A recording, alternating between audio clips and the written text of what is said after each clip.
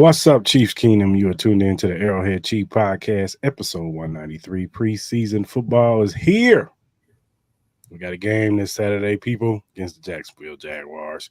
We're going to get into that a little bit, talk about some players we want to see in the game setting. Also going to talk about training camp, what we've seen so far.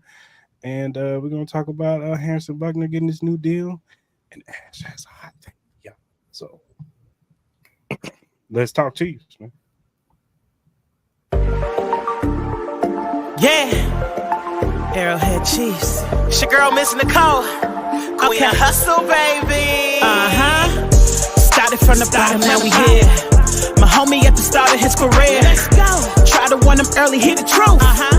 Tuning every Sunday for the juice. Arrowhead Chief Podcast, bringing all the news.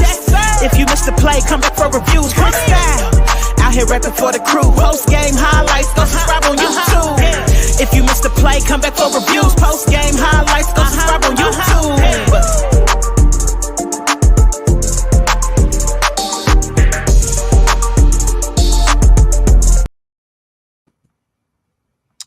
And we are back, Arrowhead Chief Podcast, episode 193, preseason football. DJ Ant, what is going on, man? Just another day here on the podcast. Feeding your face, man. You said what? Feeding your face, man. Hey, it's either feed or pretty much be passed out there in the street somewhere. It's hot out there. But, you know, business is business and everything. Just got through watching the Olympics. You know, shout out to the women's track team. You know, they did their thing in the Olympics. You know, it's a lot of honorary shout out. And now we're here to talk Chiefs. Let's talk business. Yes, sir. And I got Ash in the building. What's up, Ash, man? How you been, man? What's up, man? It's been a minute. Been out here moving and shit. Now I'm here in Austin, Texas. So it's been a lot of transition, but you can feel it. The season's coming back into play, and Twitter's blowing up, and there's a lot of things going on. So the vibes are vibing, the buzz is buzzing, and ready for some football again, man. This has been nice. And it doesn't seem that long ago the Super Bowl happened, so it's been nice to have these like off seasons more or less. But yeah, it should be a good year. Yeah, for sure. Clarence should be falling in hopefully soon. We'll see. I don't know. Might be busy or something, but he should be falling in. So hopefully he gets in there. But let's get into these topics, man. Training camp notes. Let's talk about Kingsley and Kingsley Suamataia. He has been starting since the pads have come on. We talked about it a little bit last week, but, you know, we've gotten a little bit more look. You know, at first it was a little rough. You know what I'm saying? Him and Wanye was kind of going back and forth, but, you know, it was a little rough. But you can see that he's improving as camp has gone on. His base is starting to be better. You know what I'm saying? He still got some things to work on, but I think once game reps come in and he gets more repetition by mid season, I expect him to be, you know, a full-fledged, you know, look like a perennial starter in this league. So I'm glad that they're giving the rookie a chance to prove himself. So what are your guys' thoughts of Kingsley Suamataia starting? I mean, ever since Wanye Morris decided to illegally smoke marijuana a few blocks away from where it was legal to smoke marijuana, I felt like this was Kingsley's job. And so he just kind of came in and did his thing, and you see why the intrigue is there. I mean, when we were doing our mock draft, I was like, I think he could be the first rounder, and it was because of his size and it's because of his athleticism and just the things you could work with, the tools there. And I mean, the fact that Veach got him at the end of the second is just what Veach does, but it's really promising to see what he can do, especially when they're like getting him out in space. The dude can move. Like, he is a fucking hippo out there, just gliding. And I'm really, really intrigued by what this offense in general can become now that we have a left tackle that can move like that, because it's been quite a bit since we can get one of those prototypical Andy Reid left tackles that you could be utilizing screens really easily. Like Creed's very good in screens, and Trey Smith's really good in screens, and Jawan Taylor's really good in screens. So this is a whole different type of deal now that we don't have Orlando Brown or Donovan Smith at left tackle, who is a statue over there, a very large statue. But yeah, no, in general, you're getting a lot of reps out of him, seeing a lot of things that is working against him right now, and he's growing from it, and he seems to have the inside lane on this. So I'm happy with it. I think it'll be a nice little development over the year goes on. Yeah, for sure. And he has Tooney next to him, which helps the growing pains. Absolutely. Kingsley he's in an ideal situation. I mean, basically the language of the Chiefs basically is younger and versatile. You know, they're going to find a way to get the most out of you with the talent that you have, especially with this line that they have. And shout out and give an honorary shout out to the Madden ratings for getting the O line. You know, through all the interior line got 90 and above. But you know, he's a piece that can fit right in, I believe. You know, because they keep Pat clean, do what he's doing. He's definitely going to be one of the key guys we're going to be talking about probably all preseason long, how it's going to be implemented. But one thing about, you know, as far as with the O-line coach, he's going to get him right. He's going to get him right. He's going to get them all in sync, you know, and that's just what they're going to do what they do.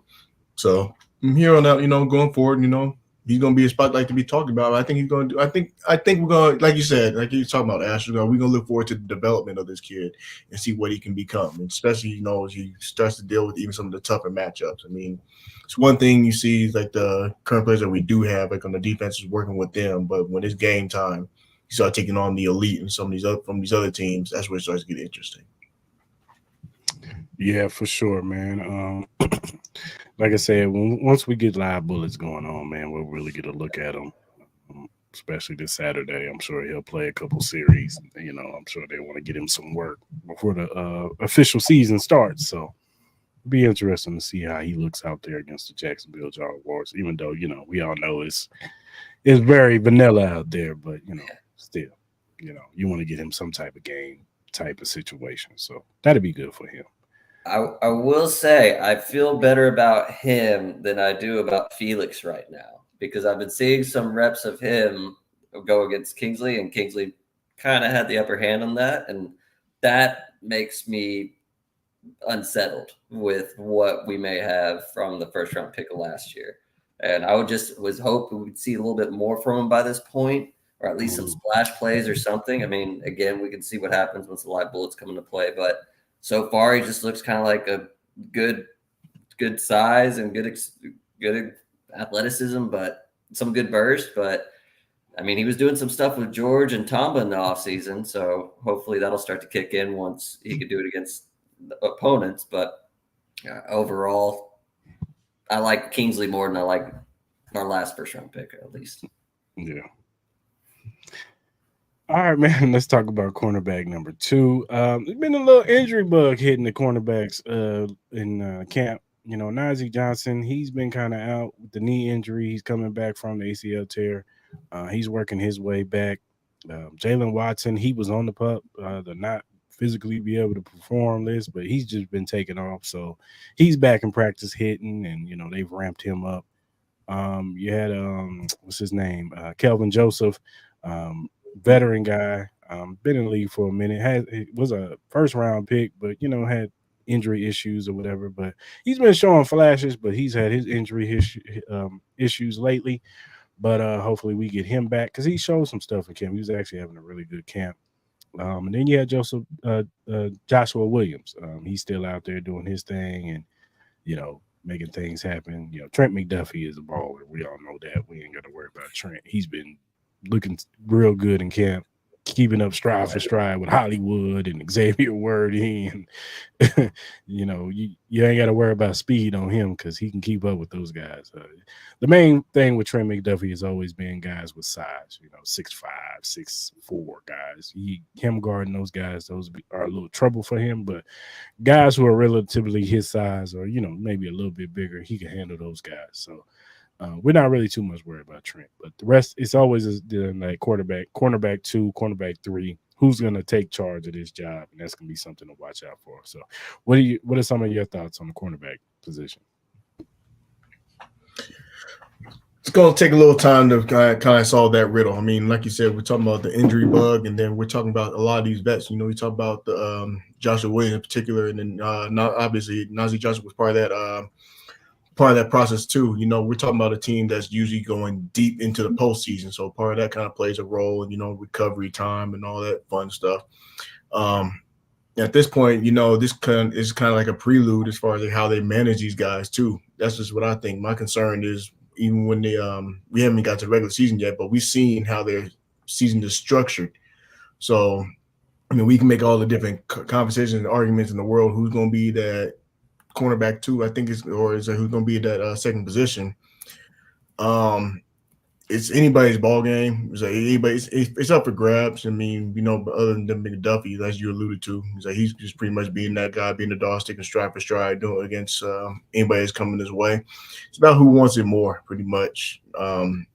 I mean, just gotta figure out that once they get healthy and once we see him in game time, things, especially with Jacksonville, that's gonna be a good meter to be able to measure as far as that who's doing what, who look like their stock is rising as far as they're taking up that cornerback 2 spot.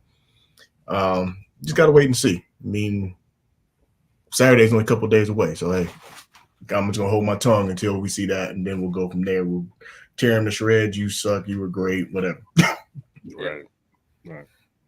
Yeah, no, I definitely would echo that in terms of depth being key for this team, especially losing someone like Snead. I mean, that's just he got paid what he got paid for a reason, and he plays a specific type of role that you're just not going to be able to take over with one person. So I think with Jalen Watson coming back, that's going to be really telling of how this rotation really starts to phase out. I think today they were doing with Watson and Williams on the outside and McDuffie on the inside, which I think would probably be the optimal formation, but we'll see how they go about it. I mean, I definitely trust how they handle secondary.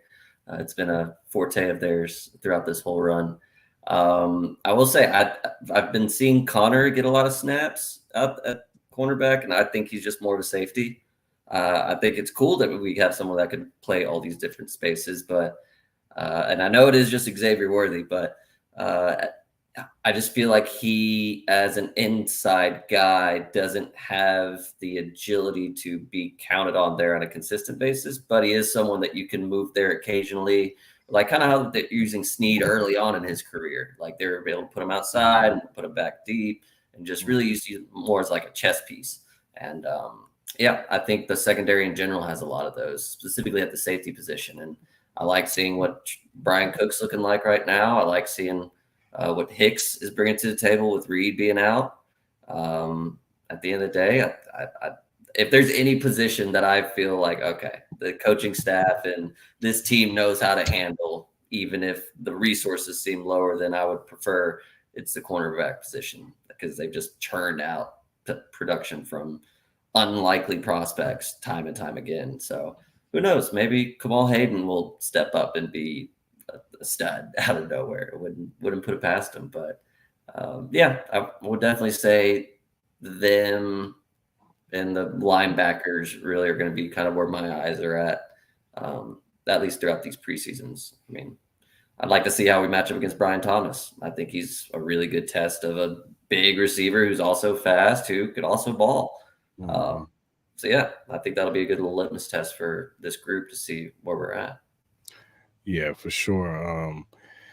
As far as Shamari Connor goes, I think Spags loves him in that spot, in that nickel spot. I think that, when we drafted him and they put the comp out on him, he was kind of close to a L'Jarius Sneed. I was just kind of saw the writing on the wall then. I was just like, yeah, Sneed is gone after this year. They always think ahead. So when they drafted that dude, I was like, yeah, he's going to play a lot of the nickel and do a lot of the stuff that Sneed used to do. Probably rushing the passer from the nickel spot too. So, and you saw flashes of that last year, and I just think they like him in that nickel spot. So, we'll see. Maybe he moves more around in that safety position, because that safety room is deep, and we not just him. I'm hearing good things about Jaden Hicks too. He's been out there, showing he's a player. He's a baller. So I'm intrigued by him too. But as far as the cornerback room goes, I think it's going to be Jalen Watson and Joshua Williams, and sprinkle in a little Najee Johnson if he can stay healthy. Maybe even a Kelvin Joseph gets up in there too. So, and then the other guys are kind of just fighting for like special team reps. You know what I'm saying? The Nick Jones and maybe even Kamal Haddon. You know what I'm saying? Maybe he's fighting for special team reps too. So we'll see. We'll see, man. Let's talk about Jared Wiley, man.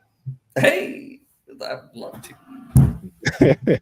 No, this kid is he's been flashing, man. He's been flashing. He's a hell of an athlete, big kid, man. This dude is huge, but he's an athlete. He's super fast, and I saw it today. He 1-on-1 with Drew Tranquil. He just tossed him around like a rag dog, and it was wide open across the middle. And he's been showing flashes. I wouldn't be surprised if he's going to be tight end number 2. I love Noah Gray, but I think he might be tight end number 2 by the end of the season. He might be right behind Kelsey, and they might be using him, to reserve Kelsey a little bit for the playoffs. So, I like what I'm seeing in Jared Wiley. It's going to be interesting to see how he develops as a blocker because Andy does like his tight ends to be able to block a little bit. But at the end of the day, we all know why they drafted him, to catch footballs from Patrick Mahomes. So I think he's going to be a big red zone threat, good third down person too, like in the middle of the field.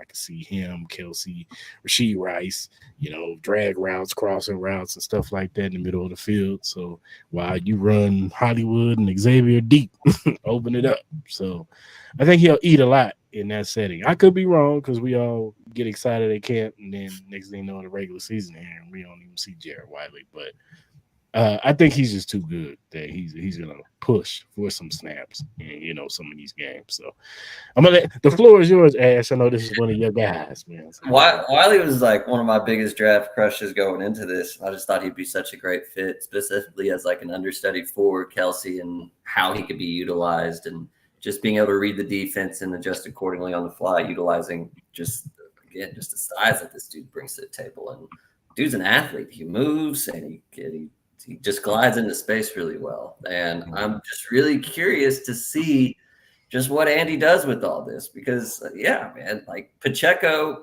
it's only Pacheco back there. And so it makes me think that they're not really planning on doing a lot of running like I thought they may have gone into this offseason. Then they get Worthy, which is very much so a lot what Hollywood Brown brings to the table as a field stretcher. So this seems to be an offense that is going to be opening up a lot more. So I don't know how much the blocking aspect is going to hinder him getting on the field as much as it has in the past. And I think that 2 tight end formation that they could really utilize with those 2. I mean, there's not many teams in the league that could do that. And was putting that with the speed on the outside again. I'm really curious to see what Andy does with all this because at the end of the day, this dude looks like he'd be a great red zone threat at the bare minimum. I think I said on a previous podcast, I'm projecting 6 touchdowns for him this year. Just defenses are so overwhelmed with got to worry about Kelsey, got to worry about Rice. Now Worthy's into the fray, and then before you know it, it's just a little pepper throw right in the seam. I mean, it's just easy. And I'm really liking what I'm seeing from him. Yeah, Drew got absolutely ragdolled out there. That was rough. And Drew's actually having an awesome camp. He's having a great camp, but I was gonna find a way to shout about at some point in this. He's stepping up. He's he's moving his way up in a fan favorite of the Chiefs because he loves being here. Ever since he got here, he's been very infatuated with just how much he enjoys being a Chief compared to a Charger. But that was a rough rep. At the end of the day, I think that's just one of the better weapons going forward in this offense. And I'm really intrigued to see how they mold him as he comes along because, he's down there on the pecking order in terms of all right, we're drawing up plays throughout the week. How many are going to be drawn up for Wiley? Probably not much out the gate, but if he starts capitalizing on them, this could become really interesting really quickly with what they would do with him going forward. Yeah, for sure. My only question is this Chiefs team likely to carry 3 tight ends or are they likely to carry 4? Which could also affect the receiver room, obviously, too. So where does that go? I don't know. It's gonna be. Smith's been looking good. Yeah, I don't know. You're talking about, they're doing some weird stuff with their running back, and then they've had put everybody's favorite Kadarius Toney back there. So it's just gonna be interesting to see how this rolls out. What do you think? Are they likely to carry 3 or are they likely to carry 4? I think training camp. I think preseason's going to tell all that. Yeah. Like, I do. I think the battle. I think Irv, even though he signed a 1-year deal, is not guaranteed. Like he's got to go out there and show something. If Jared Wiley is looking better than him in preseason, then it might be a wrap for Irv. And it might be one of those things. If both of them are playing good, it just be one of those things where they know Irv can pass waivers and they can just cut him, put him on practice squad, and then bring him back. You know what I'm saying, on the practice squad. Would you rather you'd rather have Noah Gray at this point? I mean, Noah knows the offense, man. He just that's Noah always makes catches when he's called upon. Noah just goes out there, does his job, and when he's called upon, he's always open. He catches it. He's made some big catches for us too. So I don't think they're gonna get rid of Noah. If anything, I see them trading Noah maybe. Right. That's what I'm thinking happen. This is his last year in Kansas City, but I would only see them trading Noah. But I think they're loyal to their guys. Yeah, I think Irv would be the odd man out because you put draft stock into Jared Wiley, so you're not gonna cut him. You know what I'm saying? He'll get picked off on waivers right off the bat. He's the future.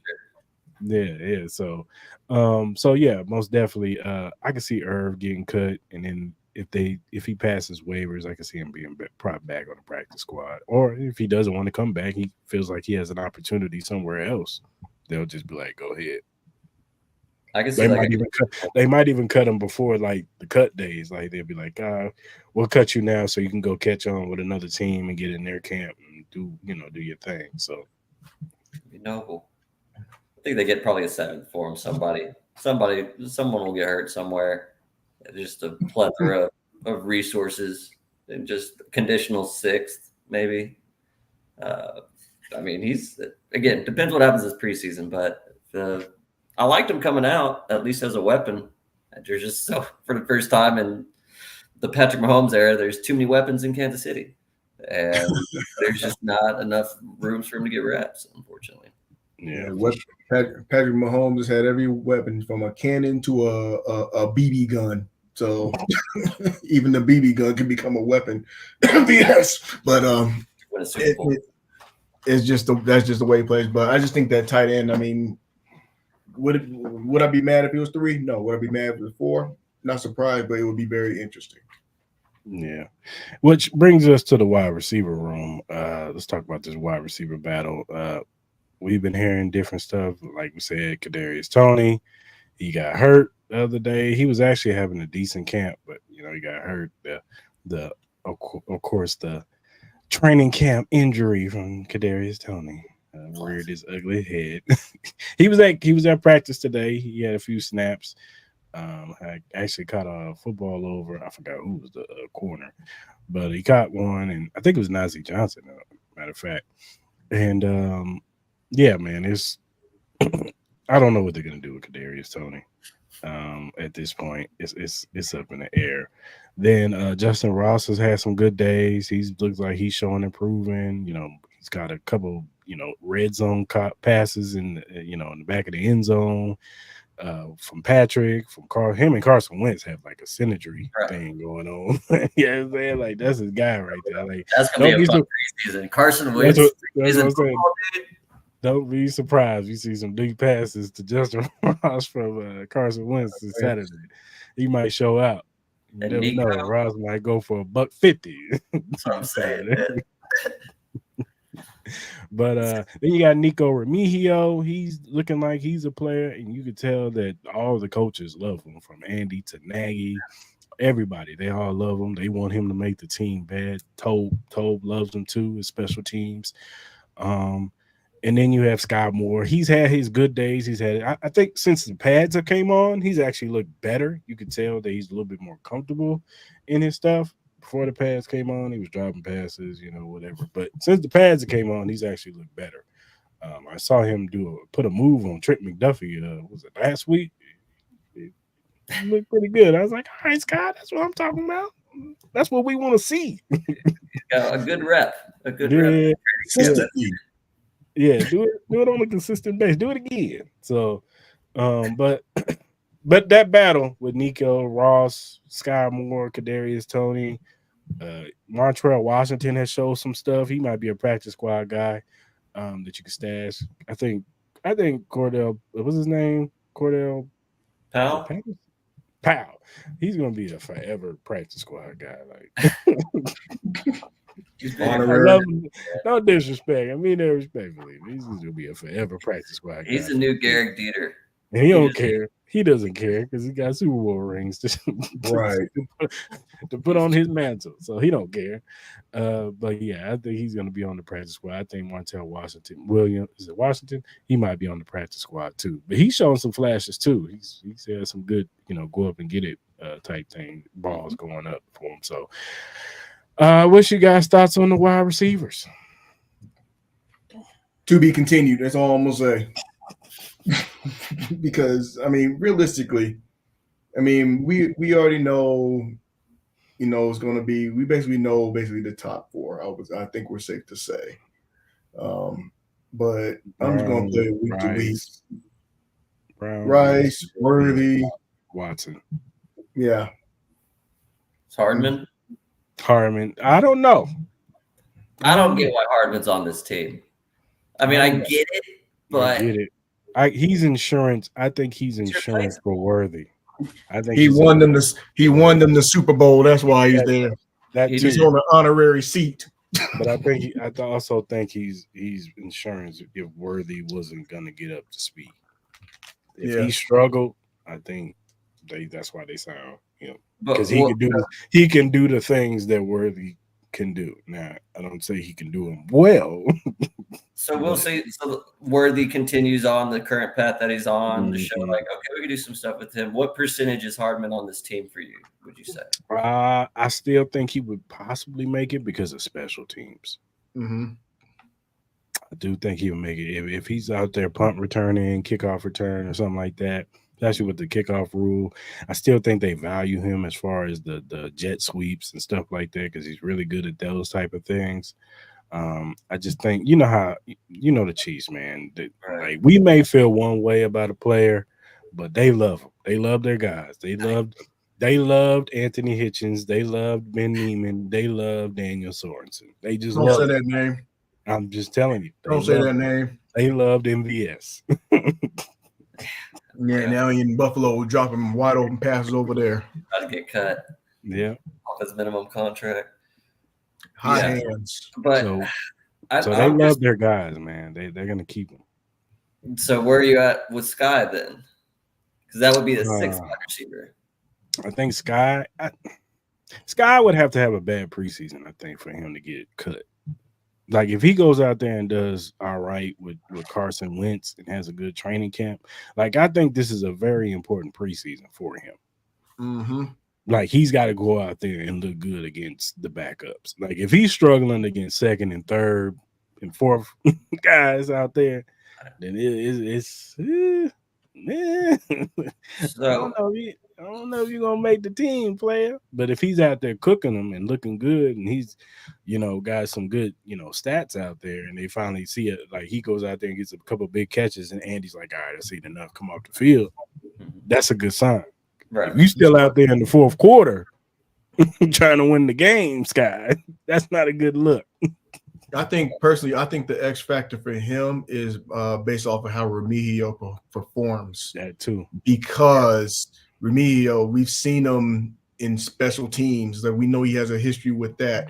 We've seen him make some plays like on the field as a wideout. But if he just simply outperforms, I don't even know if he has to have a drop or whatever. And if we still see some of the same problems, bad routes, miscommunications, all that stuff, and that's all going to show.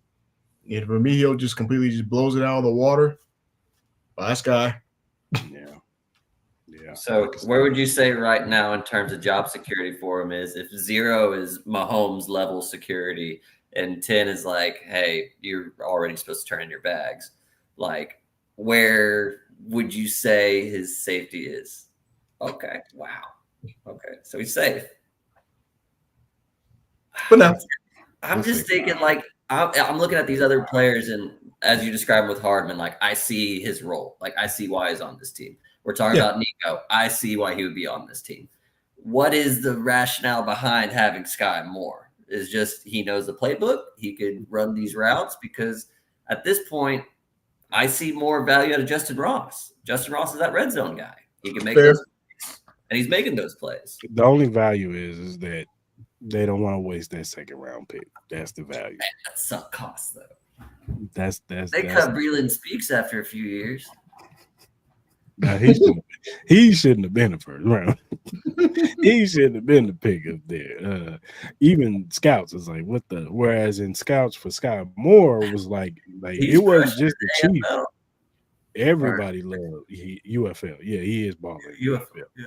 But everybody was telling everybody, "Yo, this Sky Moore kid is going to be crazy. He's nasty." Da, da, da, da.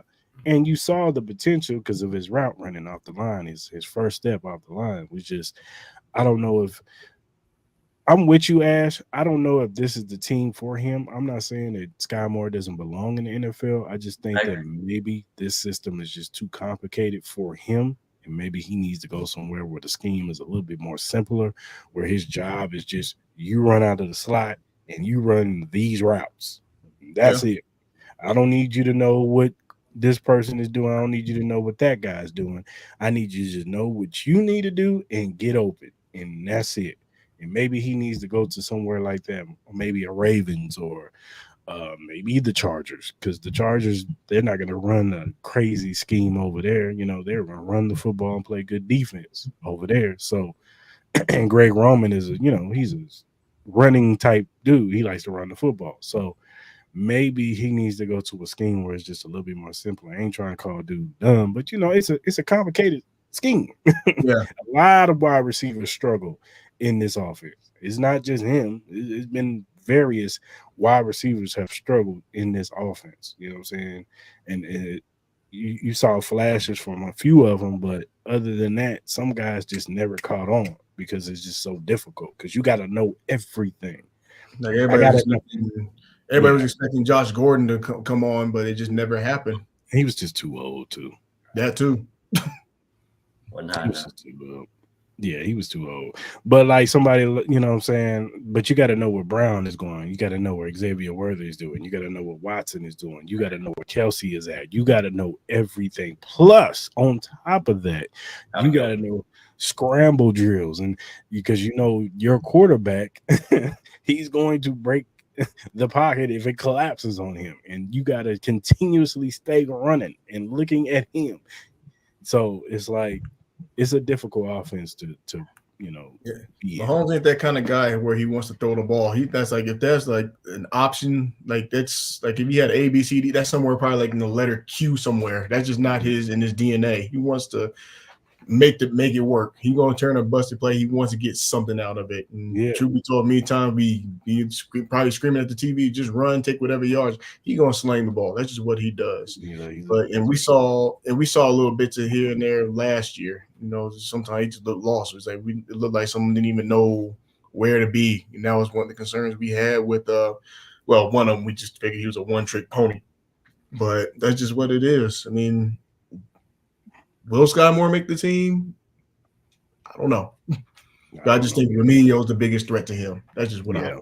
Remigio is the biggest threat because Remigio could do everything that Sky can do it, and he looks like it looks like it's clicking for him.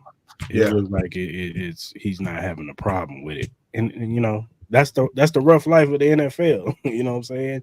Because you're a second round pick don't mean that this undrafted dude can't, outplay you and do better than you. You know what I'm saying? That's just the game, man. We also got Kadarius Toney having half days of practice. He's being treated like a specialist out here where he just comes out, gets to do his drills, and once he's good, he gets a golf cart trip up back to the locker room. Like, I haven't seen this level of care and consideration and just coddling of like, we will make sure he's good to go.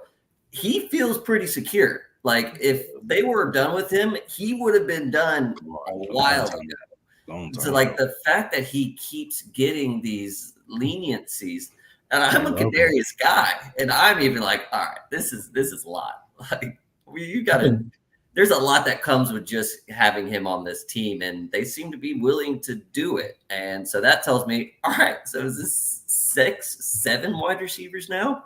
When you're really talking about, you're feeling pretty good about your top 3. So, like, how many are you really needing from a depth perspective that just don't have a designed role? Like, I see McCole Hardman as doing those end arounds. Justin Watson, he's the guy. Like, he has his role. But Sky Moore, he's kind of just a charity case at this point. And then you got Nico, who's proving it. He's playing special teams. He's earning a roster spot. Tony, for whatever reason, has his. And I don't know. I think Justin Ross could really make this really interesting this offseason or this preseason, because, I mean, he's had a lot of hype in the past. And if he comes in and scores a few touchdowns with Carson Wentz, I just don't see the argument for Sky Moore anymore. I didn't see it last year, but hey, here we are. I think George Karlaftis should hit Tony again. That made me feel better. Yeah. George has turned into something, man. I'm a George fan, man. He's just been going up, trending upward. I mean, shout out to Holly and all them getting them right, and Chris Jones and how he's just affecting everybody. But he's just that dude. Yeah, Karlaftis is really doing well. Yeah, he's gonna have to get paid in a few years.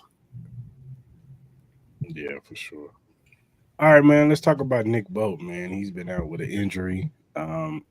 Drew, like we talked about earlier, Drew Tranquil has been kind of been in that role. You've seen Cochran. He's been out there too doing his thing. There is a little concern with the depth. I'm not concerned with the starters. Tranquil, Nick Bolton, and Leo Chanel. I'm not worried about them. It's more so the depth behind them. If one of them goes down, Cochran, he came in last year for the Packers game. He looked lost. Now, this is his second year in the scheme, so he'll probably look a lot better if that situation were to come to awry. If one of them go down, Tranquil or Nick Bolton, one of the, I think Cochran can step in a little bit more comfortable now because he knows the scheme. You got Cam Jones out there. This kid, Curtis Jacobs, that they got undrafted from Penn State. He's shown a little bit too. And Cole Christensen is out there too. So the depth is the biggest question for the linebacker crew, and the health of Nick Bolton. I know he said in his press conference that last year he played with half of his body healthy. The other half was not. He had no on his arm. He couldn't do nothing with it, and he was just injured. So really bad last year, but he played through it. So. What are your levels of concern with the linebacker crew? Yeah, a little concerned. I mean, I'm not going to lie, but I think particularly with Cochran, yeah, he was lost, but I felt like even in that watching that Green Bay game, for my memory serves correct, I think at times you saw Brian Cook. I think he was trying to overcompensate. So, it was forced other pieces. That's why I believe, like I was talking about earlier, so when we were prior to prepping for the show, is that you saw that you're keeping a lot of their players in the natural spots and everything, letting Cochran step into that role, as opposed to having people like Tranquil and to get it from outside their position. So, I mean, I'm not too concerned because I think for the most part, I mean, it's been proven the last 3 years, the next man up formula has actually worked. And I think with Cochran, I think he's going to be more prepared. I don't think anybody had that on their bingo card. Insert Cochran going against the Packers. I think that was a game, that was a back-to-back game where they had lost the previous week, I think. Mm-hmm. But I think they'll be fine. I'm not really too concerned about it, but at least at this point. But if we come to get to week, maybe preseason 3, week 3, maybe even going into week 1, might have some concerns, but the schedule kind of works out favorable to where they can prep them. I mean, I just think the way their schedule is set up, it could be the same situation like they've had the last 2 seasons. I mean, this is no different than what we saw in the cornerbacks. I mean, they were doing that carousel when players were getting hurt. That was when we were starting to see Joshua Williams start to get inserted. I said even some seasons ago when they played against, I think it was Minnesota. I think it was Seattle. He had arguably one of the worst games. He got burnt twice, and I think it was one of them was going into halftime. He got burnt on a bad one, but he improved ever since. And that's from the cornerback position. I don't see any difference from the linebackers. I mean, Spags. In Spags we trust. He gonna do his thing. He gonna know who to insert. I just got high hopes that Cochran will be doing enough to get the job done. Cool. Yeah, man. I'm sure his accountant's worried. I mean, he's going into this year looking for a new contract, and these injuries have started to kind of pop up more consistently than you'd want. At the end of the day, he's the middle linebacker. That's one of the most physical positions you're going to play, and he's not the biggest guy. So there is a level of concern in terms of, can you count on him to fulfill this entire next contract that you're about to pay him? He's going to get paid well. This is a captain of a multiple-time Super Bowl winning defense who's very highly valued by the defensive coordinator. So what are we looking at in terms of investment to keep him? Because we got Drew, who's stepping up. I see him out here in training camp. He's wearing the green sticker. He's being very vocal. He's very much so carrying on that absence that you would have by losing Bolton for an extended period of time. So I think it's an interesting situation to see unfold. I think all these guys that are getting this job, I mean, the Cochran and Christensen? Christensen. Christensen, Cochran, Bozeman, Jacobs. I feel that this is one of those positions that Veach has his eye out on, like what other teams' situations are like at linebacker. It just feels like they're going to be shopping at the end of this preseason of just picking up whoever goes through the waivers. And then, I mean, I was just looking at it. You still got like Darius Leonard, Shaq Leonard, Zach Cunningham, Quan Alexander. They'll get snagged. I mean, they're old, but they have experience, and we'll see in terms of what Spags feels about these younger guys. But I feel like there will be changes in that room to some capacity in terms of just building up more depth. And I think it's going to be something really interesting to see going forward, because if he was healthy this entire time, maybe he has an extension at this point. I know they're working on one with Creed, so we'll see where the pecking order and priority lies for Bolton in this whole process. And hopefully he can shake this injury and it's not an issue throughout this year. But if it pops up again, some interesting conversations might have BF. Yeah, for sure. All right, y'all, before we get to the next topics, play this little quick commercial. What's up, Chiefs Kingdom? It's Chris Style, host of the ArrowHead Chief Podcast, here to tell you about our new Let's Three-Peat History t-shirt to get you ready for the upcoming season. It has the ArrowHead Chief Podcast logo on the front, and don't miss the iconic Let's Three-Peat History on the back with the big three: Patrick Mahomes, Travis Kelce, and Chris Jones. It's a comfortable soft cotton shirt for the summer, so don't wait. Go to any of our social media pages to purchase your ArrowHead Chief Podcast t-shirt today, and Let's Three-Peat History. Yeah, don't get your shirt, man. We out here, people. It's on all our social media apps, and just go to the link and get your shirt, man. Got 3 colors: red, white, and black. So, all right, y'all. Let's talk about the top NFL 100, top 10. We're gonna talk about the top 10. Tyreek Hill was number 1, y'all. Number 2. Greatest achievement. Yeah. That's what he's most proud of. Lamar Jackson was number 3. Christian McCaffrey was number 3. And Patrick Mahomes was number 4. I think Travis Kelce was number 9. 6. No, 9.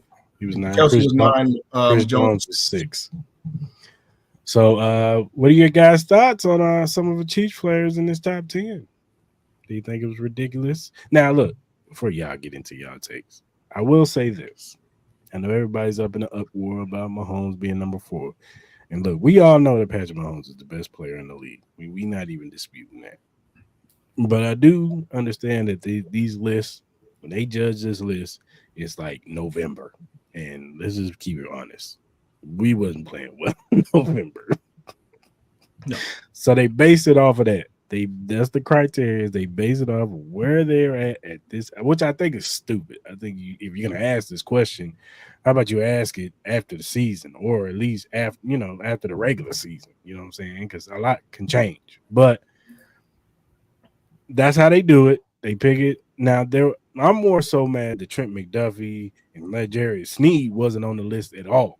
Like, how do you not have those two guys on the list? Like, they were the best two-headed tandem corner in the game last year. But I digress.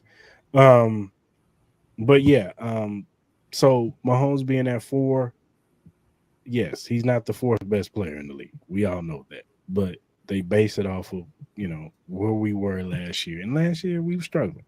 We were struggling. And it wasn't all his fault, but this was probably Patrick Mahomes' worst season in the NFL. And, to others, compared to his standards, you know what I'm saying? Somebody else, that's a good season. Right. So to compare to his standards, it was, and then like I said, it wasn't all his fault. Receivers were terrible last year, lining up in wrong spots, dropping passes, all kinds of stuff. That he had his little faults too. He forced some stuff in there too because he was frustrated, and he threw some picks that he probably shouldn't have threw. But we all know that Patrick Mahomes is the best player in the league. So the floor is yours, gentlemen. Tyreek Hill. Like I said, you basically laid out the criteria. Was the number one receiver or number one in the top 100 against all the bum teams. That's basically what you're telling me. His numbers against the Chiefs, and this is the regular season, not the postseason, where he got jammed and all that. 8 receptions, 62 yards. 62 against a good defense. Against some bum defense, 170 some yards, who cares? Whatever. But yet, neither one of those corners could make the top 100. And we're talking about I was at a loss for words. I mean, we can talk about the top. We can talk about the top 10 as far as who you have and what position and all that stuff. Personally, I had Jackson number 1, Myles Garrett number 2. I think I was okay with McCaffrey being at number 3. And Kelsey had a subpar regular season too, so you can make an argument, whether he was top 10 or whatever. And I ain't trying to dog him by any means. I thought Kittle had a better year. That's just what I think. But when it mattered, obviously those 3 that are in those spots roughly deserved it. Yeah. And Chris Jones, you could argue. We can talk about it from a statistical point of view, but Chris Jones, you could arguably put him in one of those top 5 spots because they were not the same defense when he got back on that field. Mm-hmm. But basically, we're saying the person that earned the number 1 spot was great against the terrible defenses, and I don't know. I wasn't a fan of it, of number 1. But this is part of my argument. What I've been saying about these awards, and we give them all these accolades and stuff like that. This is why the voting needs to be done immediately. Granted, people may not understand the computer. That's why I don't understand, why in the world we take 30 years later after the fact to announce the MVP. Just get it done and out the way. Just rip the Band-Aid off. Get it taken care of. And they got that right. Lamar Jackson was that guy. He was the MVP last year. No questions asked. He did what he had to do. But like you said, if Tyreek Hill said that's his greatest accomplishment, go ahead and enjoy it. Set off into the sunset with your boy Tua with his clean face looking like a little 12-year-old kid. Good for him. But we'll see how that rolls over. You gotta take shots at Tua. What he do to you? Well, Tua got some stuff to prove, but it's not about him. What was his rank? Was he on there? Negative 10. Jesus. Well, he don't care, man. Was he the 3rd highest paid player right now in the NFL? But you know what? But even so, we talk about the 3rd highest. That just tells you how screwed the cap really is. How screwed up that really is. Like, you're the 3rd or the 2nd highest paid or the highest paid, and you ain't accomplished this or that or nothing. That don't matter anymore. It doesn't. Who got paid the soonest or the most recent? What an honor. I got paid the most, but I never made the playoffs. Or I got paid the most, but never got out the first round. Trevor Lawrence got it too. I mean, it's just if you like your guy, you got to pay him. And unless they're Patrick Mahomes, and he just continues to get people paid more than him. And it's the greatest contract in the history of sports. But I digress. The only thing I've taken from this show over the last few years is probably this single narrative. I just think the whole thing in itself is a farce at this point. Like we said already, the rankings is halfway through the season, and I believe that's because they just can't get them all in one place at a given time, so they have to spread it out. But at the end of the day, what is the point if things like this are going to happen besides the fact that this narrative can form? Because that's the only thing that this becomes now is the fact that Patrick Mahomes is rated number 4. And for whatever godly reason, the NFL has given the Chiefs another motivation factor to win the three-peat. And it's just you saw everything that happened last year, like how defunct that offense was. And they still won the Super Bowl to the point it just matters. Like, as long as they make the playoffs, what's the point? They're going to win this. It's just fascinating to see that they just keep aiding them with different things. And I mean, this offseason was a pretty great offseason in terms of team improvement. This is the number 1 contender in the NFL once again.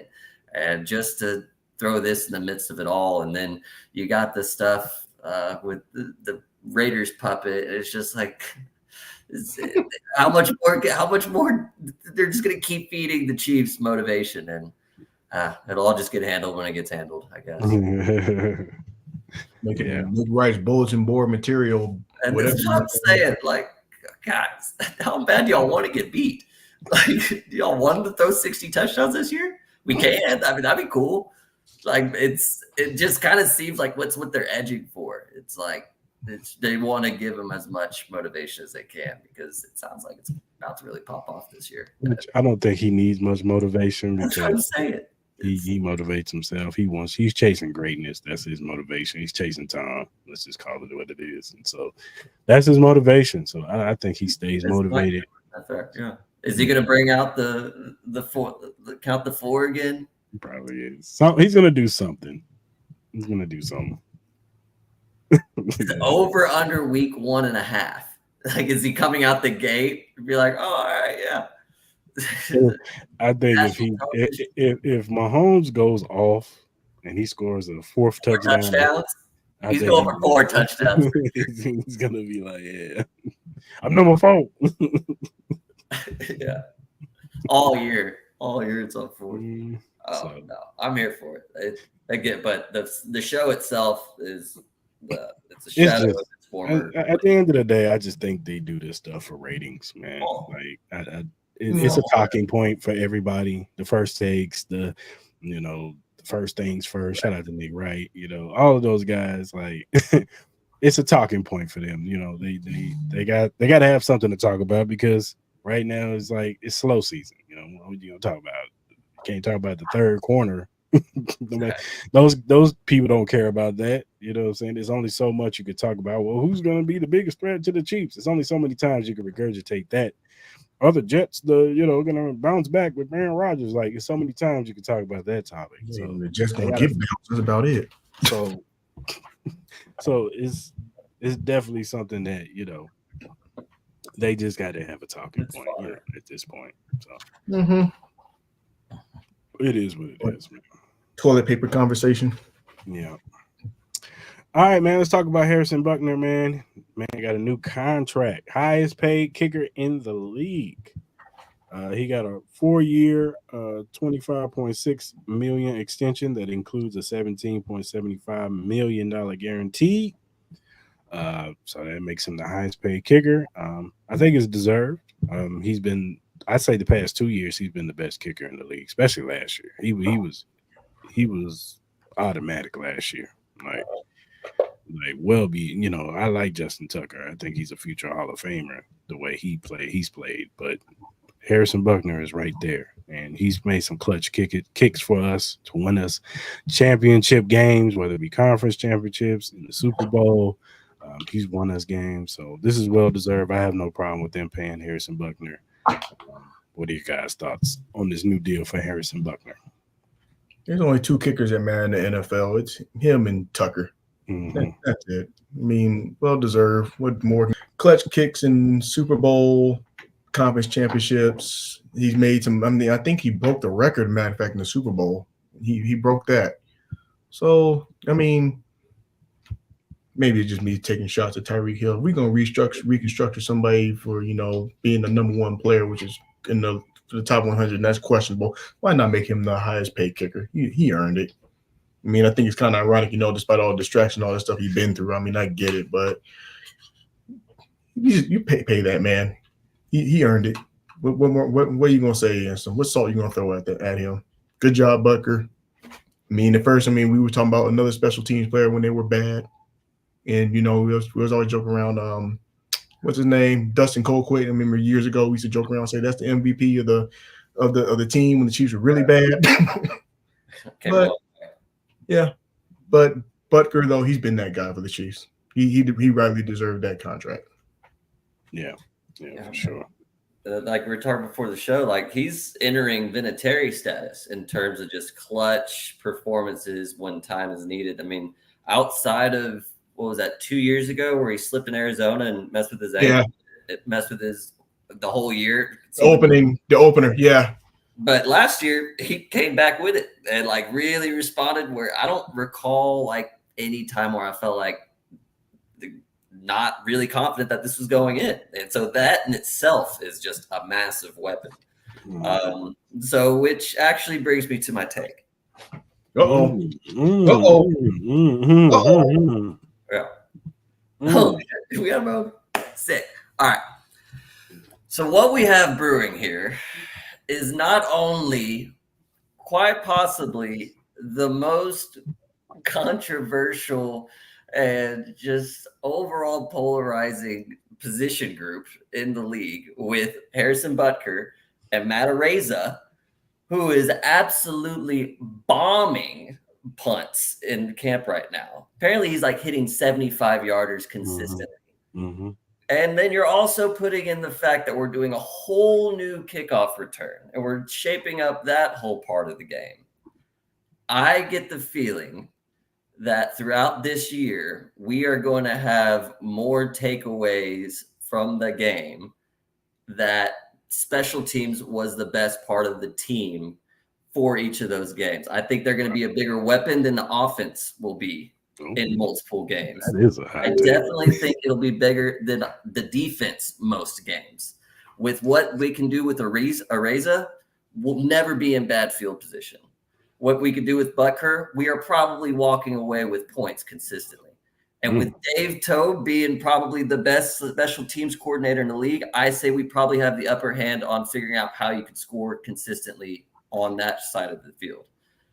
Overall, I think we're going to have a lot of conversations about special teams this year. And it's going to be a key factor and a key weapon for this team going forward. And especially without defense, I think we're going to take a step back. We're not going to be a top 5 defense this year. I just don't think the personnel leads towards that. Okay. We already talked about the depth going on with linebacker. We lost Snead, so we're going to see what happens at CB2.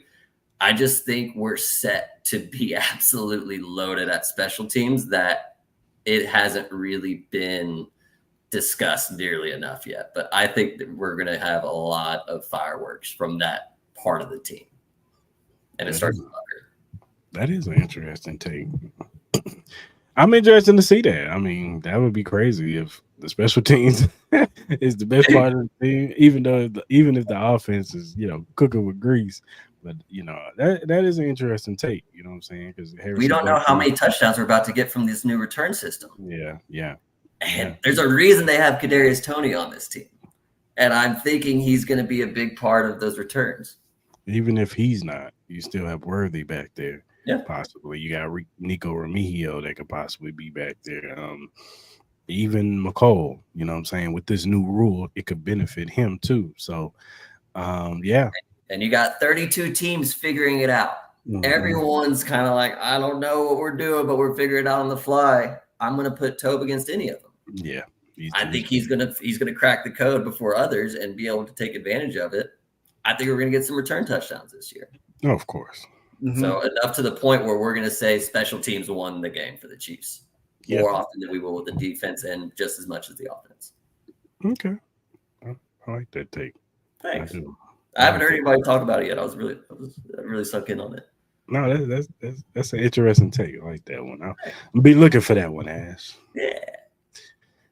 All right, let's talk about Creed Trey and we just talked about Nick Bolton. But Creed and Trey, the rumor is from Nate Taylor of The Athletic.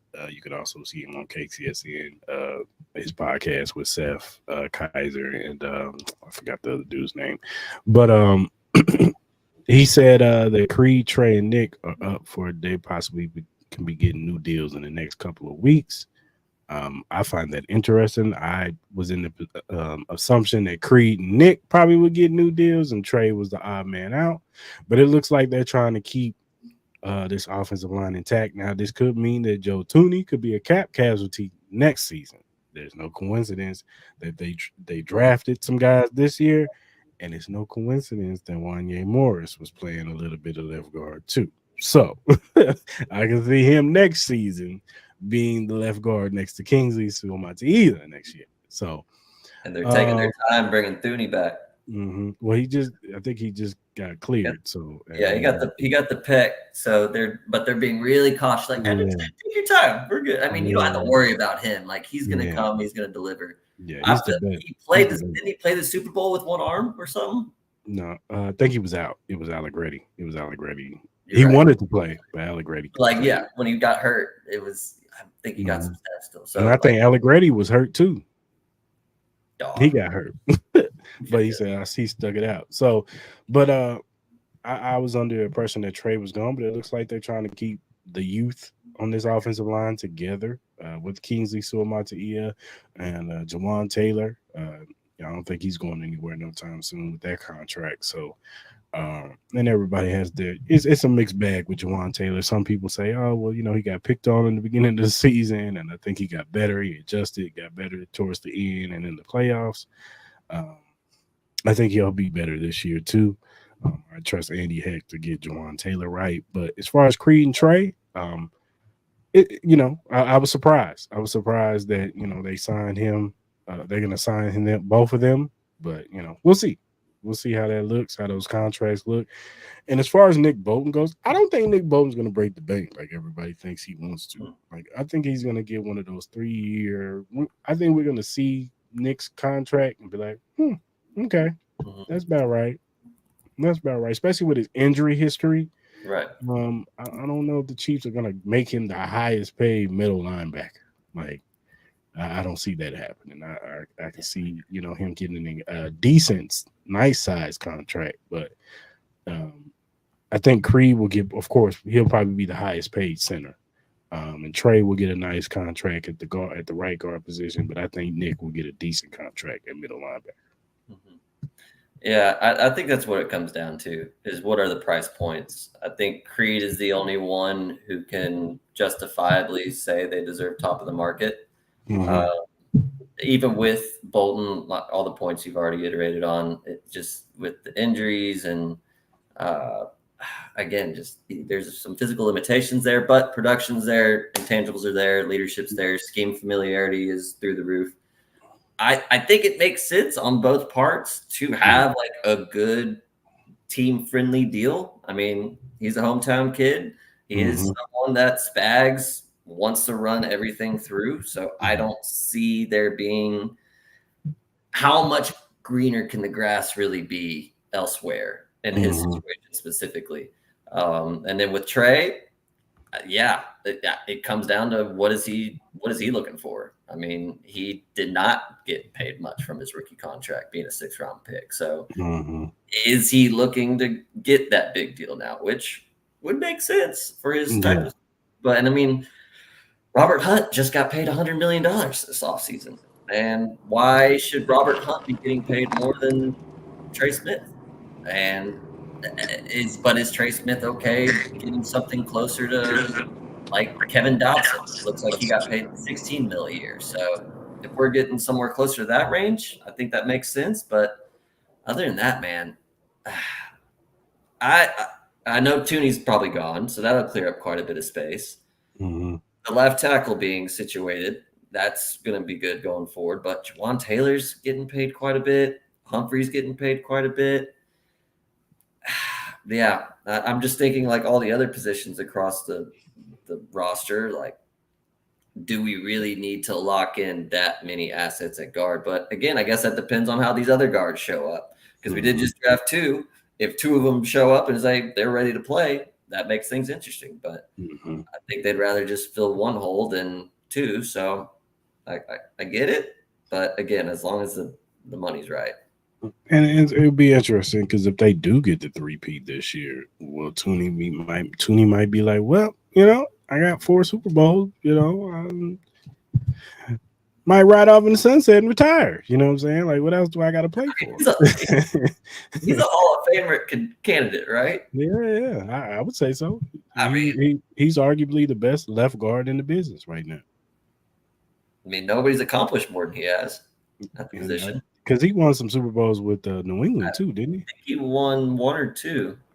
Yeah, so he won a few. I think he won a few over there too. So yeah, he's got his Super Bowls. So,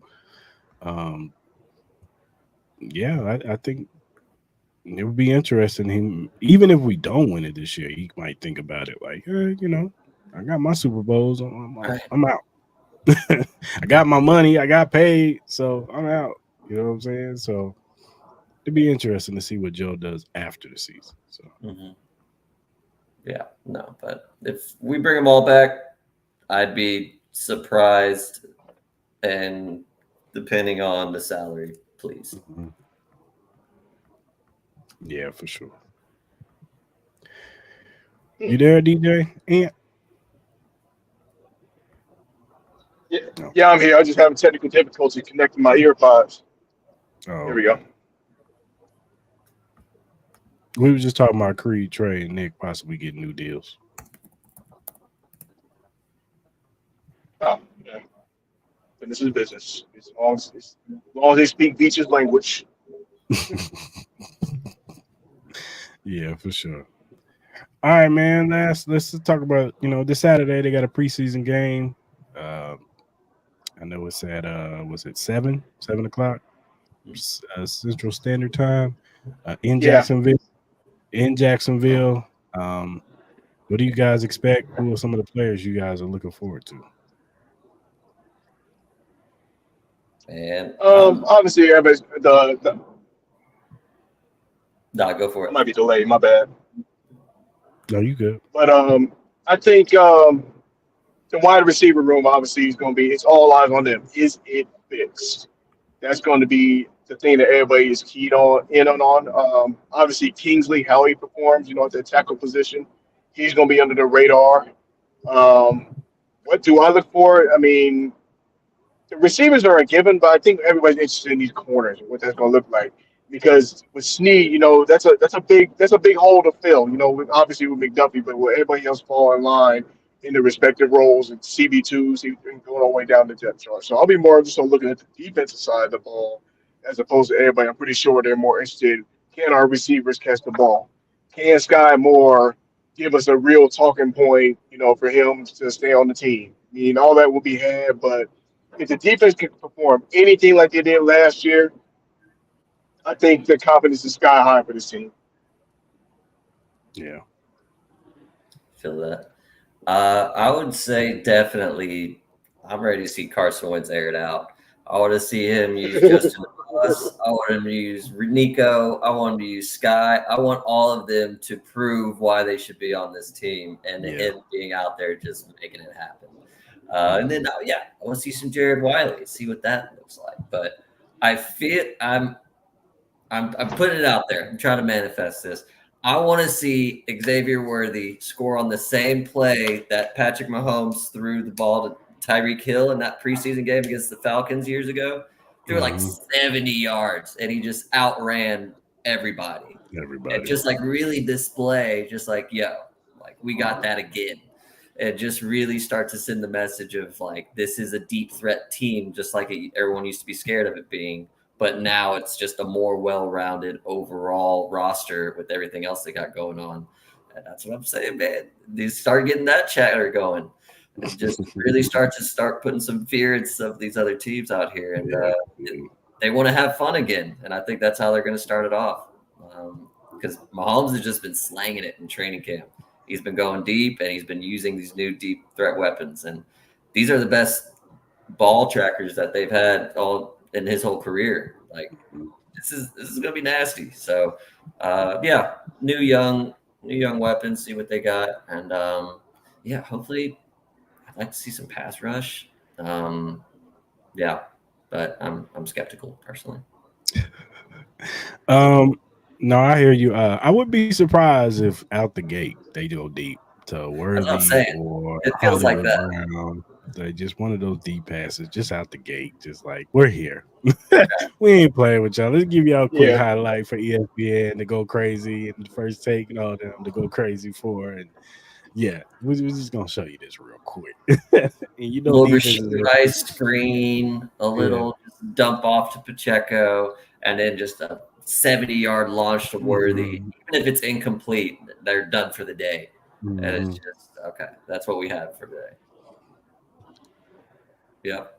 Yeah. It's gonna be the talk of ESPN. It's gonna be on every top 10. The top 10.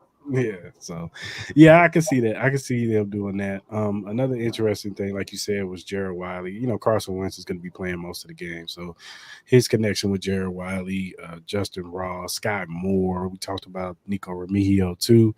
But I'm also interested to see how Deneric Prince looks. How does he look? Because he's been the consensus third down back. Yeah, and he's going to be out there. He's going to probably be playing a lot of the snaps. Him and Iman Bailey might be out there too, and Keontae Ingram too, another guy. But Deneric Prince, how does he look in year 2? Because he was the talk of last year's training camp. Then it came to preseason and he kind of disappeared.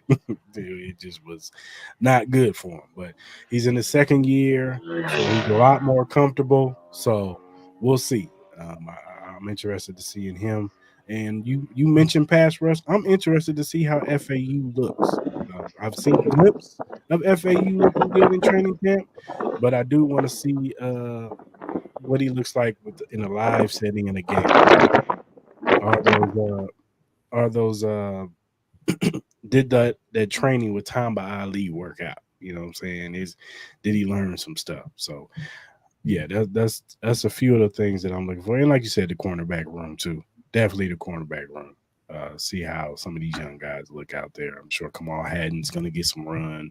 I can see Kelvin Joseph getting out there, Keith Taylor, Nick Jones, those guys. And then Jaden Hicks, I'm sure he's going to get some run too.